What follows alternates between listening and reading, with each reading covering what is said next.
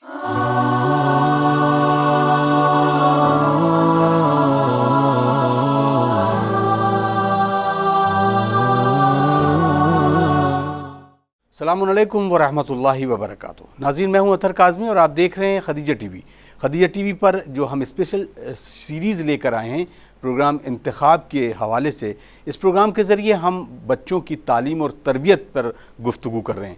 गुज़िश्ता episode में जहां हमने बात की बच्चों के अपने एक्टिविटीज़ के बारे में और किस तरीके से वालिदैन अपने बच्चों को एनालाइज़ करें और कैसे उसको आगे यानी उनके फ्यूचर और उनके मुस्तकबिल को देख सकते हैं। करियर की बात जहाँ तक आती है तो हमने इसमें एक्सपर्ट्स को भी जोड़ा है और हम उनसे भी बात करेंगे कि सब्जेक्ट वाइज कैसे बच्चा अपनी कैरियर को पहुंच सकता है और कैरियर की बुलंदियों को छू सकता है। लेकिन हम आज बात करेंगे फिर एक बार उस साइकोलॉजिकल प्रॉब्लम्स के बारे में और एक बच्चे की साइकोलॉजी जो है वो कैसे एक साइकोलॉजिस्ट ध्यान रखता है। इस प्रोग्राम में हमारे साथ रोज़ की तरह मौजूद हैं चाइल्ड साइकोलॉजिस्ट मोहतरमा निसार फातिमा मैडम। आइए उनका इस्तकबाल करते हैं और इस प्रोग्राम का आगाज़ करते हैं। अस्सलाम वालेकुम मैम। वालेकुम अस्सलाम। एक बार फिर हमारे लिए सादत है कि हम गुफ्तगू कर रहे हैं। मैम, अक्सर करके बात होती है बच्चों के लिए तो एक तवक्को की बात थी, जैसा कि कोई सब्जेक्ट चुनने में या पहले से डिसाइड कर लेते हैं कि हमारा बच्चा ये बनेगा, लेकिन उसके बावजूद अगर वो बच्चा को वो सब्जेक्ट दिला दिया जाता है और उसको कहीं ना कहीं कामयाबी नहीं मिलती। फिल वक्त हम कर रहे हैं आपके 6, 7 और 8 स्टैंडर्ड की बात, उसमें बच्चा अच्छे मार्क्स नहीं लाता है। तो ये मार्क्स का जो एक वो होता है वो वालिदैन के ऊपर बड़ा प्रेशर डालता है कि हमारे मोहल्ले के फ़लाँ बच्चे ने 80% या 90% लाए और तुम कैसे हो कि तुम 60% और 70% ला रहे हो। ये बच्चे की शख्सियत पर कितना असरअंदाज होती है? इसका बच्चे की शख्सियत के ऊपर काफ़ी नेगेटिव इम्पैक्ट पड़ता है। वालिदैन इस चीज़ को समझते नहीं हैं, बहुत बासानी अपने बच्चे को दूसरे के बच्चे से कंपेयर कर लेते हैं, वो चाहे महल्ले का बच्चा हो या ख़ानदान का बच्चा हो, जबकि ऐसा नहीं होना चाहिए। हर बच्चा अपनी क्वालिटीज़ का मालिक होता है। परवरदिगार आलम ने हर बच्चे को एक अलग क्वालिटी दे करके भेजी है। जो इकनॉमिक्स पढ़ा लेता है वो स्टैटिस्टिक्स उतना मज़ेदार तरीक़े से, उतना अच्छे अंदाज में नहीं पढ़ा पाएगा। तो परवरदिगार आलम ने हर एक को अलग अलग सलाहियत दी है। हम वालिदैन जो, उसमें हम भी शामिल हैं, जो ये कंपैरिजन करते हैं कि तुम्हारे नंबर है यहाँ पे क्यों ख़राब हो गए। हो सकता है हमारा जहन उस लेवल तक ना पहुँच रहा हो, और ना पहुँचने का मतलब ये है कि उस बच्चे को उस सब्जेक्ट में इंटरेस्ट नहीं आ रहा है जी। उसको जिस अंदाज से पढ़ाया जा रहा है वो अंदाज़ उसके ऊपर हावी नहीं हो पा रहा है, उसमें वो चीज़ जो निकालना चाह रहा है वो चीज़ें निकाल नहीं पा रहा है। तो इसलिए उसका इंटरेस्ट धीमे धीमे करके उस सब्जेक्ट, वो बस पास तो हो जाता है लेकिन उसका मेन फोकस, मान लीजिए उसके पास 3 सब्जेक्ट्स हैं, जैसे फिज़िक्स है, केमिस्ट्री है, बायोलॉजी है, तो बायोलॉजी में वो बहुत अच्छा करता है क्योंकि उसके दिमाग में इमेजेस आती हैं। वो दिमाग में अपने उन फोटोग्राफ्स को, उन तस्वीरों को, उन डायग्राम्स को अपने जहन में बिठा लेता है और उसके बाद अपनी बॉडी से उस चीज़ को कंपेयर करता है कि अच्छा अगर फ्रॉग का हार्ट ऐसा है तो क्या मेरा भी हार्ट ऐसा ही होगा। इसका मतलब ये है कि बच्चे की क्वालिटीज़ बचपन से ही देखने को मिल जाती हैं कि बच्चा किस डायरेक्शन में जाना पसंद करता है। एक बात। दूसरी बात ये है कि वालिदैन को फोर्सफुली अपने बच्चे को किसी भी चीज़ के लिए राज़ी नहीं करना है। उसके इंटरेस्ट को जगाना, उसके इंटरेस्ट की बात करना, उसको वक्त देना। आजकल के वालिदैन के पास, माफ़ कीजिएगा, वक्त नहीं है अपने बच्चे से बात करने के लिए। उन्होंने सोचा कि फ़ीस दे दिया बस ये काफ़ी है, उन्होंने सोचा किताबें ला दिया बस काफ़ी है, उन्होंने सोचा कि हमने यूनिफॉर्म ला दिया बस काफ़ी है। नहीं, ऐसा नहीं है। आपकी ज़िम्मेदारी ये है कि बग़ैर बच्चे को बताए हुए आप स्कूल की विज़िट करें, उन टीचर्स से मिलें और पूछें कि हमारा बच्चा कैसे, किस हिसाब से, किस सब्जेक्ट में अच्छा चल रहा है, किस हिसाब से बुरा चल रहा है। आजकल जैसे एक बहुत ज़्यादा कॉमन चीज़ चल रही है वो है ट्यूशन्स। तो हम ट्यूशन प्रोवाइड तो कर देते हैं, लेकिन जो ट्यूटर हम उसकी क्वालिफ़िकेशन नहीं पढ़ते हैं कि देखें उसकी क्वालिफ़िकेशन क्या है। जो इंसान खुद क्लास 8 में मैथमेटिक्स छोड़ चुका हो और 10th में उसने होम साइंस से पास किया हो, तो वो कैसे हम ये मान लें कि वो टीचर एक क्लास 5 के बच्चे की आज की मैथमेटिक्स को संभाल रहा होगा। इसका मतलब ये है कि वालिदैन बिल्कुल अंधेरे में। तो बेहतर ये हमारी हर वालिदैन से, एक एक माँ से, एक एक वालिद से मेरी दसबस्ता बहुत अदब से गुजारिश है कि पहले जहाँ पर भी बच्चे को भेज रहे हैं पहले उस ट्यूटर को खंगाल लें, पहले उस टीचर को रीड कर लें। फिर हम क्या करते हैं, जब बच्चे को कामयाबी नहीं मिलती है तो हम कहते हैं तुमने पढ़ा नहीं। ऐसा नहीं है, हमने कितना वक्त दिया उस सब्जेक्ट के ऊपर, मान लीजिए एक वालिदैन पुराने ज़माने में कैसे IAS-PCS अपने बच्चों को निकालते थे, लेकिन वो माँ मोटिवेट किया करती थी। आज हम मोटिवेशन में पीछे हैं। आज हम बच्चे की वो चाहता मेरी तारीफ़ करो, आप हैं, हम हैं, और बहुत से समाज है, इसमें कितने वालिदैन ऐसे बच्चे की दिन भर किस चीज़ की तारीफ़ करते हैं? उसके बाल की, उसके चलने की, उसके उठने की। अरे एक बार तो बच्चे को प्रेज़ कर दीजिए जी। जब परवरदिगार आलम अपनी तारीफ सुनना पसंद करता है, उसको पसंद है, तो हम तो गुनहगार बंदे हैं और वो तो बिल्कुल ही मासूम है जो बिल्कुल कच्ची मिट्टी का बना हुआ है। अगर हम कह दें उसने थोड़ा सा टेढ़ी भी हैंड राइटिंग लिखी, वाह बेटा बहुत उम्दा, हमारा बेटा तो और अच्छा लिख सकता है, तो क्यों ना हम तारीफ करके बच्चे को मोटिवेट करके आगे की तरफ बढ़ाएं। एप्रिसिएशन जो है बहुत बिल्कुल बहुत ज़रूरी है सर, एप्रिसिएशन 100% रिक्वायर्ड है। और ये निकलेगा कहाँ से? ये घर से ही निकलेगा, वालिदैन से ही निकल करके आएगा। हाँ अल्लाह। मैम एक स्टोरी, नाज़रीन एक स्टोरी आपको मैं शायद सुना दूं, और क्योंकि हम इस प्रोग्राम को बहुत अच्छे अंदाज में पेश करना चाहते हैं ताकि आपके बच्चे भी इस प्रोग्राम से जुड़ें और आप भी बचें। एक खूबसूरत सा वाक़या ये है कि हम अक्सर जब अपनी गाड़ी लेकर निकलते हैं और वो उसमें आया स्कूटर हो या मोटरसाइकिल हो, तो कभी कभी बहुत दिन चलने के बाद वो गाड़ी बंद हो जाती है। मेरे साथ भी ऐसा ही वाक़या हुआ। मैं कुछ देर के बाद चला और गाड़ी बंद हो गई। मैंने बड़ी कोशिश की स्टार्ट करने की, वो स्टार्ट नहीं हुई। फिर मैंने उसको स्टैंड पे लगाया और उस पर जो किक मारना शुरू किया, क्योंकि ज़्यादातर गाड़ियाँ तो बैटरी से स्टार्ट होती हैं, सेल्फ स्टार्ट होती हैं। तो मैंने किक लगाना भी शुरू किया, वो गाड़ी स्टार्ट नहीं हुई। खैर थोड़ी देर गाड़ी को मैं घसीटते हुए लेकर मैकेनिक के पास पहुँचा।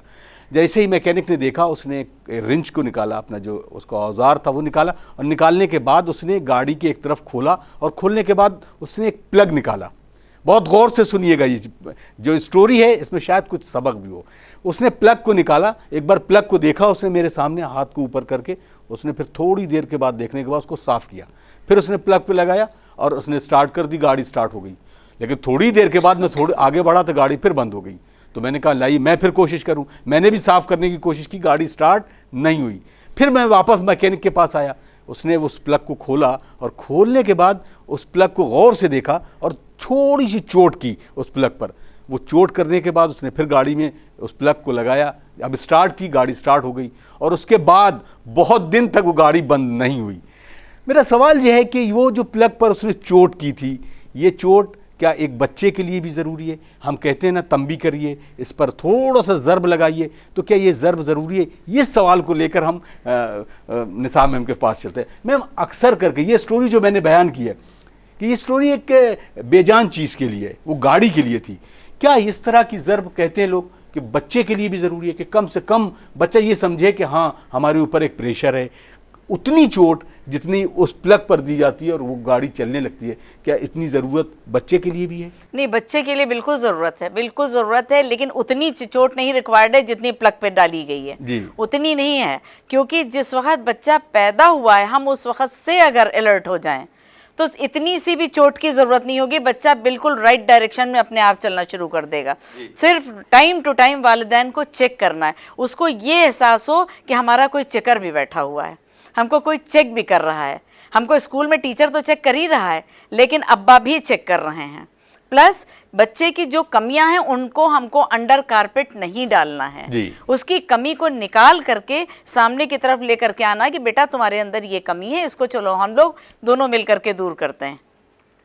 जैसे कि आजकल पुराने ज़माने में लोग राइटिंग ख़राब हुई तो उसको राइटिंग करवाई जाती थी, तख्ती घोटी जाती थी, बच्चा उस काम में मुलव्विस रहता था पूरी तरीके से कि हमको तख्ती घोटना है, अब खड़िया लाना है और सेटे का कलम लेना है और राइटिंग को अपनी इम्प्रूव करना है, बहुत उम्दा बनाना है। मैम फिर वही सवाल आता है कि जब हम बात बच्चों से करते हैं तो अपना ज़माना जो होता है वो हम याद करते हैं और अपने दादा का ज़माना, अपने अब्बा का ज़माना वो याद करते हैं कि पहले ऐसा होता था।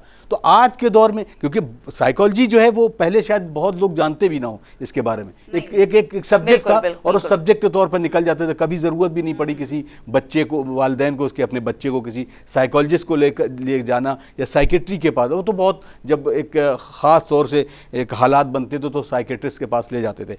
अभी वो जो लैंग्वेज होती है कि मेरे ज़माने में ये होता था और मेरे दादा ये करते थे, ये भी क्या असरअंदाज होता है ज़िंदगी में? इसके मुस्बत पहलू हैं या मनफी पहलू हैं? नहीं नहीं, इसके पॉजिटिव रुख सामने, इसके रिजल्ट्स आते हैं जब आप बच्चे को पास में लिटा करके और उसको as a story telling form अगर आप इस्तेमाल करते हैं जी। कि ये कहानी है सुनो, और इस कहानी में सब सच्ची बात है बेटा, कोई झूठी बात नहीं है। इतने बड़े पापा भी थे, आज इतने बड़े हुए ना पापा, तुम्हारे इतने तो पापा भी थे, फिर पापा और बड़े हुए और बड़े हुए, फिर दादा ने ऐसे हमारी परवरिश की, दादा ने हमको ऐसे लिखना सिखाया, हमारा बेटा भी बनेगा ना। तो जब हम उससे, सबसे बड़ी बात जो बच्चे में एक चीज़ आपको लाना है वो है दोस्ती। आज का वालिदैन दोस्ती बच्चे से नहीं करता, जो हमको प्रॉब्लम है एज ए साइकोलॉजिस्ट, वो दोस्ती नहीं करता है बच्चे से। वो सारी ख्वाहिशात तो पूरी कर रहा है, लेकिन अपने बचपन की स्टोरीज नहीं शेयर करेगा, अपनी माँ अपनी बातें नहीं बताएंगी। ये माँ की ड्यूटी है कि जिस वक्त बच्चा 3 साल का है, जब वो सुलाती है तो पास में लिटा करके उसको अल्लाह 1, पंजतन 5, इमाम 12, मासूम 14, नादे अली, ये जो छोटे छोटे से सूरे जो हैं, ये उन चीज़ों के बारे में बताना है। फिर उससे आज की दुनिया की कुछ दीनी बातें, कुछ दुनियावी बातें, फिर उनके स्कूल की बात पे आ जाएंगे। मान लीजिए बच्चा ABCD वाला है तो हम ABCD उसको दोहराएंगे। तो ये होमवर्क माँ का है, ये माँ का भी होमवर्क है। ऐसा नहीं कि बच्चे को होमवर्क मिल रहा है, आज के वालिदैन को होमवर्क बराबर से मिलता है, बस उसमें कोऑपरेट अगर वालिदैन कर ले जाएं तो बच्चा पॉजिटिव रहेगा। ये मेरा चैलेंज है। हम उसमें कोताही कर जाते हैं, हम उनकी हफ्तों खबर नहीं लेते। बैग में बच्चे ने क्या टाइम टेबल के हिसाब से रखा, ये ड्यूटी मेरी है बतौर माँ, बतौर बाप कि लो हफ्ते में एक दिन तो मान लीजिए बिजनेस करते हैं वो, तो जुमेरात का दिन तो मिलता है, तो जुमेरात को थोड़ा सा देर से अपनी दुकान जाएं, कम से कम एक बार किताबें पलट तो लें कि देखें कवर चढ़ा है नहीं चढ़ा है, डायरी पे कुछ लिखा है नहीं लिखा है। अगर टीचर की कोताही है तो उसको स्कूल में आकर के बताएं। ये उन्हीं हालात में हो सकता है जबकि माँ बाप अलर्ट होंगे तब। हर चीज़ में हम बच्चे को खतावार नहीं मानते हैं, ये मेरा अपना मानना है कि हर जगह बच्चा खतावार नहीं है, हम भी बराबर के उसके गेम में शरीक रहते हैं। बहुत बहुत शुक्रिया, बहुत शुक्रिया। तो नाज़रीन, आप देख रहे हैं प्रोग्राम इंतखाब और हम बात कर रहे हैं चाइल्ड साइकोलॉजी के बारे में, और खूबसूरत गुफ्तगू और इसमें बहुत सारे जवाब। लेकिन अभी मैम ने एक बात की कि बच्चे, माँ बाप जो हैं वो अपने बच्चों से दोस्ती नहीं कर रहे हैं। लेकिन मेरा मानना यह है कि मैम इस वक्त जो सूरत हाल है, माँ बाप ज़्यादा अच्छे दोस्त हैं बनिस्बत ये के पिछले। क्योंकि बुज़ुर्गों में, मैं अपने बारे में तो खैर इतना नहीं कह सकता कि मेरे वालिदैन ने बहुत दोस्ती तो नहीं की, लेकिन एक वालिद का जो एक पैटर्न जो चलता था उसके हिसाब से बातचीत की। लेकिन आज के दौर में हम जहाँ देख रहे हैं कि बहुत कम औलादें, एक नंबर ऑफ़ पीपल की बात करें तो 1 या 2, और तमाम मोहब्बतें उनसे वालिदैन उड़ेल देते हैं, हम ये कहें तो। मेरे ख्याल से कि दोस्ती का भी पैटर्न जो है वो बदला है और ज़्यादा अच्छे दोस्त बन रहे हैं। लेकिन क्या इस दोस्ती में और जो पिछले गुज़िश्ता की दोस्ती थी, या उसको हम ये कहें कि जो वाकई पेरेंटल साइड थी, उसमें फ़र्क था, और उसको आप कैसे देखती हैं? बिल्कुल उसमें फ़र्क था, हम इस बात को अग्री करते हैं, फ़र्क था। आज के वालिदैन ये सोचते हैं कि अगर हम उनकी कॉलेज में फ़ीस जमा कर दे, मेरी ड्यूटी, क्योंकि मैं पेरेंट हूँ, मैं उनको कपड़े बनवा दूँ, मेरी ड्यूटी है कि मैं उस चीज़ को, उनके पास वक्त नहीं है। दोस्ती का मतलब ये है कि आपको 1-2 घंटे अपने बच्चे के साथ बैठने, मसलन रात का खाना है, दिन का खाना चलिए सब लोगों ने अलग अलग खा लिया। कुछ फैमिली इस चीज़ में बहुत ज़्यादा पर्टिकुलर है कि वो रात का खाना एक साथ ही खाते हैं और बच्चे से छेड़ के पूछते हैं, बार बार पूछते हैं कि हाँ बेटा फिर स्कूल में क्या हुआ, हाँ बेटा फिर केमिस्ट्री में तुमने क्या पढ़ा। पता है बाप को पता नहीं है कि H2SO4 किसे कहते हैं, लेकिन उसके बावजूद बाप पूछ रहा है कि H2SO4 में आज क्या सल्फ्यूरिक एसिड के बारे में क्या बताया गया, बेटा कुछ बताया गया था। तो फिर तुम्हारे दोस्तों ने क्या किया। हम दोस्ती को उस पैराए में लेते हैं कि हम सारी ख्वाहिशात पूरी कर रहे हैं जी, लेकिन वक्त की तंगी है माँ बाप के पास, वो तंगी जो है वो हमको दूर करना है। हम उसमें जितना मुलव्वस होना चाहिए। बच्चा मान लीजिए उसने ये कहा, जैसे कि कपड़े धोने की बात है, तो पहले माँ कपड़े धोया करती थी, आज माँ कहती है वॉशिंग मशीन में कपड़े डाल दो, कपड़े धुल करके निकल आए, इतनी देर हो गई तुमने कपड़े अपने नहीं फैलाए। तो क्लास 8th का बच्चा अपने कपड़े खुद फैलाएगा। फिर हमारी ड्यूटी क्या है, हमारी प्राइमरी ड्यूटी, मैंने पहले भी कही थी, मेरी पहली primary duty being a lady, हमको पहले अपने घर को देखना है, अपने बुजुर्गों को देखना है, अपने शौहर को देखना है, अपने बच्चे को देखना है, उसके बाद नौकरी के लिए हमको सोचना और निकलना है। प्राइमरी ड्यूटी हमारी घर है, तो पहले हम उसको प्यार तो दे दें। पहले के ज़माने में प्यार छुपा हुआ रहता था, वो गुस्सा तो करते थे लेकिन वो दिल से जुड़े होते थे। आज के वालिदैन भी दिल से जुड़े हुए हैं लेकिन वक्त नहीं दे पाते हैं। ये एक मुश्किल काम, ये मुश्किल एक काम है। मैम एक सवाल बहुत उम्दा आया है, तो इन्होंने सवाल किया है कि इन्होंने 12th किया है कॉमर्स से और ये चाहती हैं कि फ़ैशन डिज़ाइनिंग की तरफ जाए, लेकिन क्योंकि घर के हालात फाइनेंशियली नहीं, जो सामाजिक औरा है उसके अकॉर्डिंग एक ऐसी फैमिली से ताल्लुक़ रखती हैं कि बाहर नहीं जा सकती, national institute of fashion designing जो लखनऊ में शायद नहीं है, निफ्ट में, और इसको बाहर जाना पड़ेगा। तो ऐसे बच्चों के लिए कि जहाँ पर जो उनकी ख्वाहिश होती है और ख़ुद उसमें लगन भी होती है, ऐसे बच्चों के लिए आप क्या सजेस्ट करेंगे और कैसे उनको या उनके वालिदैन को मोटिवेट करेंगे? देखिए, हर शहर में गवर्नमेंट के अपनी अपनी स्कीम चल रही हैं, हर शहर में। वो अगर लखनऊ शहर से वाबस्तगी उनकी, तो यूनिटी कॉलेज में ही हमारे पास इंडस्ट्रियल ट्रेनिंग सेंटर है, तो उसके अंदर आपको बाकायदा से सब कुछ सिखाया जाता है। अगर उनका घर का लेवल नहीं है कि वो निफ्ट में नहीं जा सकती हैं और जाना चाह रही हैं, पहले तो हम वालिदैन को काउंसिल करेंगे, वालिदैन को हम मोटिवेट करेंगे कि फाइनेंशियली भी अगर बच्चा अच्छा हमारा निकल रहा है और बच्चा कुछ करना चाह रहा है और आपको पता है कि आपका बच्चा फुल ऑफ कैरेक्टर है, तो आप बच्चे की कभी भी तरक्की में हायल माल वालिदैन को नहीं होना चाहिए। अपनी मोहब्बत को कभी भी उसके बीच में लाके खड़ा नहीं करना चाहिए। तो अगर वो बच्ची बहुत अच्छी है तो नेचुरली उसको निफ्ट के लिए एक बार अप्लाई तो करना चाहिए। लखनऊ शहर से ताल्लुक़ रखती है तो यकीनन वो हमसे आकर के मिले, हम उनके माँ बाप को मोटिवेट करेंगे और हम उस लड़की को पहले निफ्ट के लिए ही तैयार करेंगे। फिर उसके बाद छोटे छोटे से जो इंस्टीट्यूट खुले हुए हम उसमें उसकी महारत हासिल करवाएंगे कि बेटा सर्टिफिकेशन का तुम कोर्स कर लो और कोर्स करने के बाद तुम एक बहुत अच्छी फैशन डिज़ाइनर बन सकती हो। नहीं मैम, अब यहाँ पे एक सवाल जो है कि जैसे कि एक क्वालिफ़िकेशन का, एक डिग्री का मसला रहता है, क्योंकि हम आपसे इसी बात को डिस्कस कर रहे हैं, इंशाल्लाह हम इसमें एक्सपर्ट भी जोड़ते हैं। आपसे मसला ये पूछने का सवाल ये है कि उस बच्ची को कम से कम ग्रेजुएट होना चाहिए। अब 12th के बाद वो सर्टिफिकेट करती है, फिर उसका एकेडमिक तो वैसे भी वो हो गया, अब वो चाहती ये है कि हम ग्रेजुएट भी हों और फैशन डिज़ाइनिंग में हों। और वो जो माहौल जो मैंने डिस्कस किया उसको मैंने बहुत एलेबोरेट नहीं किया। आप समझ सकती हैं कि हमारी जो फैमिली है और ख़ास तौर से हमारी जो कम्युनिटी है तशय्यो में पर्दे का बड़ा लिहाज है, बच्चियों को बाहर जाने के लिए थोड़ी तो रुकावट होती है, उस माहौल में उसको कैसे गाइड किया?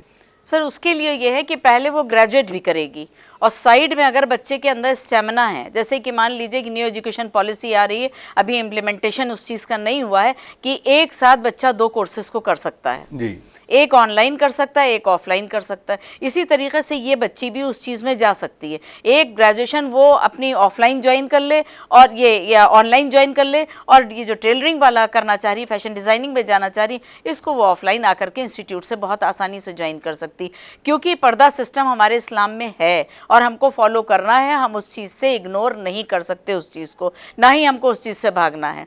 परवरदिगार आलम ने हर चीज़ को बहुत सिस्टमेटिक तरीके से, क्योंकि पूरा इस्लाम साइंस के ऊपर बेस है, तो कहीं ना कहीं हमको उस बच्ची का साथ देना पड़ेगा और उस बच्ची को दोनों चीज़ें एक साथ लेकर के चलना पड़ेंगी। That's great। ऐसे मान लीजिए कि वो ग्रेजुएट करना चाहती, तो मैं अगर लखनऊ शहर की है तो मैं उसे यकीनन सलाह दूंगी कि वो शिया कॉलेज से जाकर के ग्रेजुएशन में एडमिशन ले ले, उसके बाद साइड में अपना फैशन डिज़ाइनिंग का भी वो कोर्स बआसानी कर सकती है। तो दोनों चीज़ें, उसका हिजाब भी बाकी रहेगा, दोनों चीज़ें उसके बहुत आसानी से चलती रहेंगी। बहुत बहुत शुक्रिया। और तो आपने ये सवाल भी सुन लिया होगा, तो अगर जो सवाल भेजा है इंशाल्लाह आप अपने मकसद में भी कामयाब होंगी और हम दुआ करते हैं, और हमारी सारी जितने भी लोग इस प्रोग्राम को देख रहे होंगे वो आपके हक़ में दुआ करते हैं।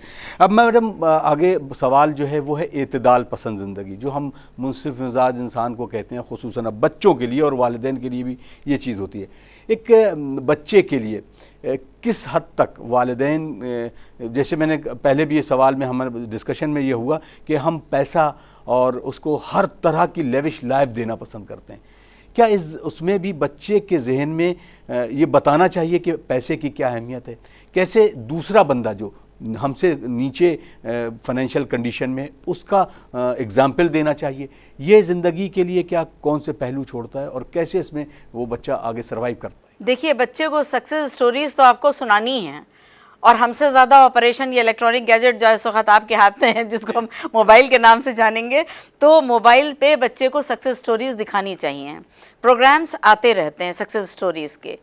और एतदाल पसंद वाली जो आपने बात कही है, तो वालिदैन को हमेशा इस बात को याद रखना चाहिए कि उसकी ज़रूरियात को मुझे पूरा करना है जी, और लेविश लाइफ नहीं देनी है, क्योंकि आने वाली ज़िंदगी के बारे में सिर्फ परवरदिगार को ही पता है कि आने वाली ज़िंदगी में उसको कितने चैलेंजेस का सामना करना पड़ेगा। मनी मैटर्स को हमको बच्चे से बिल्कुल डिस्कस नहीं करना है, किसी भी तरीके से नहीं डिस्कस करना। आपके पास अगर पैसा है भी तो आपको उन चीज़ों को खोलना नहीं है, अपने ख़जाने के बारे में बताना नहीं है कि आपके पास कितना पैसा आपने उसके लिए रख रखा है। तो एतदाल पसंद ज़िंदगी जो होती है उसी में ही सक्सेस है। और बच्चे से मनी मैटर्स के बारे में बात करना है, पैसे की अहमियत उसको बतानी है। क्योंकि देखो बेटा, मैं सुबह निकल करके जाता हूँ, खून पसीने की कमाई मैं ले करके घर में आता हूँ, इतना ही है और इतने में ही हमको पूरा करना है। जबकि अल्हम्दुलिल्लाह आपके पास ज़्यादा है, अब्बा के पास उससे ज़्यादा है, लेकिन अपने इन मैटर्स को बिल्कुल बच्चे के सामने नहीं खोलना है।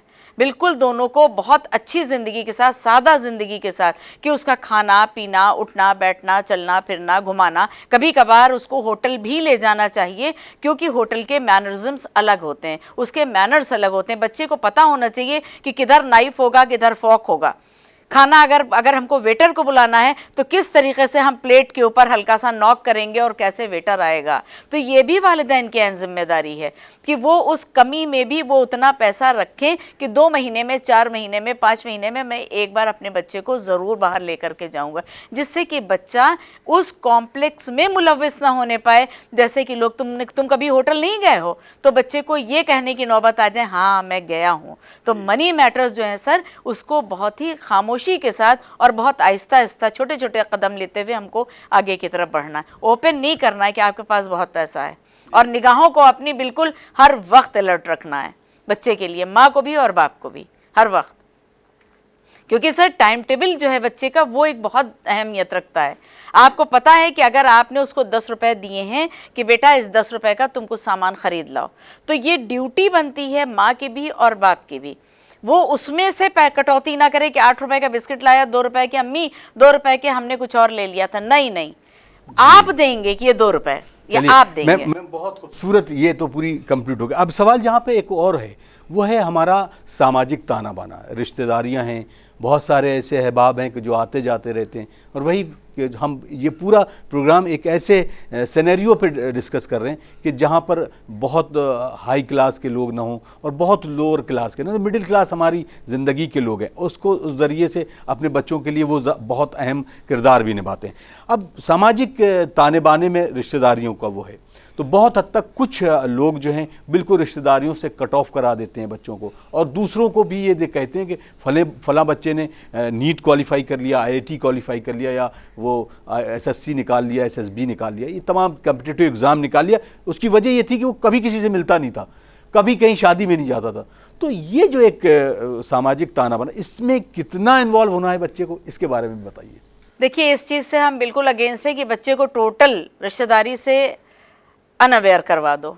अवेयरनेस होनी चाहिए, लेकिन access of everything is very bad. ये आपको पता है कि अगर ज़्यादा हो जाएगा तो फिर वो चीज़ें हावी होने लगती, क्योंकि बच्चा एक कच्ची मिट्टी का और वो अभी बढ़ रहा है। तो आपका ये माँ बाप का, फिर वही माँ बाप का रोल इसमें आ जाता है, क्योंकि हर कदम पे हमको वालिदैन का सपोर्ट चाहिए होता है। और उस बच्चे के लिए जिस वक्त आप रिश्तेदारों में जा रहे हैं, मान लीजिए कि किसी की तबीयत ख़राब है अजीज़ों में, तो बच्चे को नहीं ले जाना है वहाँ पर, बच्चे को नहीं ले जाना। बच्चे से ये कहना है कि बेटा फला रिश्तेदार हैं, उनकी तबीयत ख़राब है, और जब तुम नमाज़ पढ़ना बेटा उनके लिए दुआ करना, हम और अम्मी देख करके उनको आ रहे हैं, तुम घर में उतनी देर रहो। ये उसको तालीम दें कि दिल चाहे पढ़ लो, दिल चाहे पेज राइटिंग कर लो, और दिल चाहे थोड़ी देर के लिए तुम अपना मोबाइल भी तुम ऑपरेट कर सकते हो, थोड़ा सा आप उसको फ्री छोड़ करके ही जाएंगे। लेकिन हर मौके पे, हर जगह बच्चे को लेकर के जाना बिल्कुल गैर मुनासिब है, क्योंकि बच्चा फिर उसमें अपने एक्सक्यूज़ेस ढूंढने लगता है। आपने कहा कि तुमने लर्न नहीं किया, टीचर ने कहा कि तुमने ये चीज़ लर्न नहीं की, तो वो कहेगा कि मैम हमारे रिश्तेदार की एक तबीयत ख़राब थी तो अम्मी पापा हमको लेकर के वहाँ चले गए थे।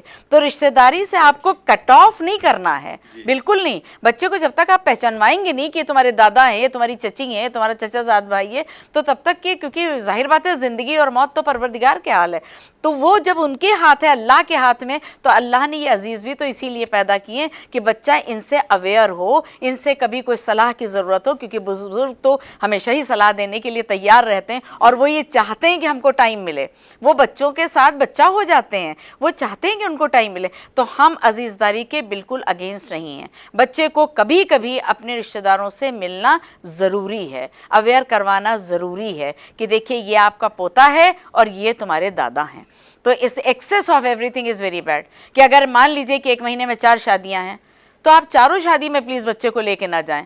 आप दाहिने बाएं देख लें, अगर आपको शादी रात की है, दिन में उससे कहिए कि अपनी लर्निंग कर लो, बच्चा कर लेगा, वो हाईली मोटिवेटेड बच्चा है, वो दिन में लर्निंग कर। अम्मी सुन लीजिए, अब्बा सुन लीजिए, ट्यूशन टीचर से जाकर के रिक्वेस्ट करें मैम फलां दिन हमको जाना है शादी में, तो मैम थोड़ा सा आप इनको जल्दी देख लेंगे। नागा नहीं करवाना है कि पता चला मांझे की सेरेमनी है, शाम की है और हम दिन में बिल्कुल फ्री होकर के कि चल नहीं आज कोई नहीं जाएगा क्योंकि मांझा। अरे तो हमने तो ड्यूटीज़ से बच्चे को हटा दिया, आपने अपनी ड्यूटीज़ परफॉर्म कर ली, हमने अपनी कर ली। बहुत बहुत शुक्रिया मैम, बिल्कुल टाइम इजाज़त नहीं दे रहा और डायरेक्टर साहब की तरफ से भी इशारा हो गया, तो नाज़रीन बिल्कुल वक्त नहीं कि मज़ीद गुफ्तगू की जाए। हमें दीजिए इजाज़त, इंशाअल्लाह अगली एपिसोड में फिर मैडम से गुजारिश करेंगे और कुछ और सवालों के साथ हाज़िर खिदमत होंगे। वस्सलामु अलैकुम वरहमतुल्लाहि वबरकातुहू।